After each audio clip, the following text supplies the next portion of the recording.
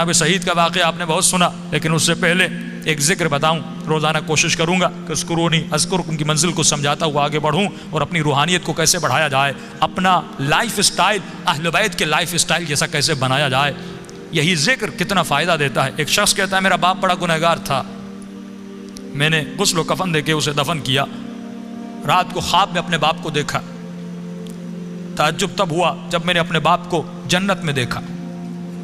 میں نے کہا بابا آپ تو بڑے گنہگار تھے، آپ تو بڑے خطا کار تھے، آپ جنت میں کیا کر رہے ہیں؟ اس نے کہا میرے لال 3 دن تک میری قبر میں آگ جل رہی تھی، 3 دن تک مجھ پر فشار قبر عذاب قبر میں مبتلا تھا، لیکن 3 دن کے بعد کچھ قبریں چھوڑ کر ایک نیک خاتون کو دفن کیا گیا، جس کی آنے کے بعد پورے قبرستان میں جن جن پہ عذاب ہو رہا تھا ان پر اللہ کی رحمتیں نازل ہونے لگیں.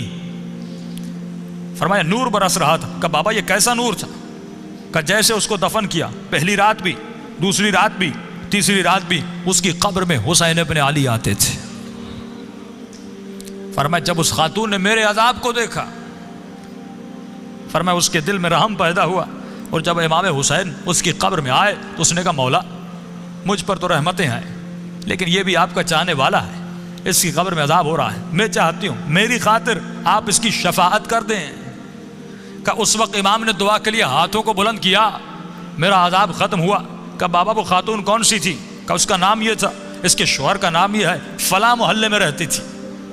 یہ نیند سے اٹھا، اس محلے میں گیا، اس شخص کا نام پوچھا کہ فلاں خاتون آپ کی زوجہ تھی؟ کہاں؟ کہ اس کا کون سا ایسا عمل تھا؟ کیا وہ بہت زیادہ نمازی تھی؟ کہ نہیں، صرف واجبات پہ عمل کرتی تھی. کہ بہت زیادہ قرآن پڑھتی تھی؟ کہ نہیں، مختصر قرآن پڑھتی تھی. کہ کوئی ان کا خاص بہت زیادہ ذکر تھا؟ کہ نہیں، ایک عام سی زندگی گزارتی تھی لیکن اخلاق کی اچھی تھی. اس نے کہا اتنا پوچھ کیوں رہے ہو؟ اس نے سارا واقعہ بتایا کہ آپ کی زوجہ کی خاطر میرے باپ کی شفاعت ہو گئی، کوئی تو ایسا عمل ہوگا جس کی وجہ سے امام حسین اس کی قبر میں گئے. تو فرمایا ایک عمل تھا جو کثرت سے کیا کرتی تھی. کہ وہ کون سا عمل تھا؟ فرمایا روزانہ زیارت عاشورہ پڑھا کرتی تھی.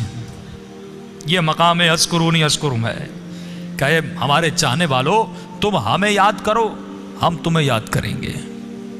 اللہ کہتا ہے تو 1 قدم ہماری طرف آ، ہم اہل بیت 10 قدم تمہاری طرف آتے ہیں. یہ قدم کردار کے اٹھانے ہیں، یہ قدم رفتار کے اٹھانے ہیں، یہ وہ قدم ہیں جو جناب سعید نے اٹھائے.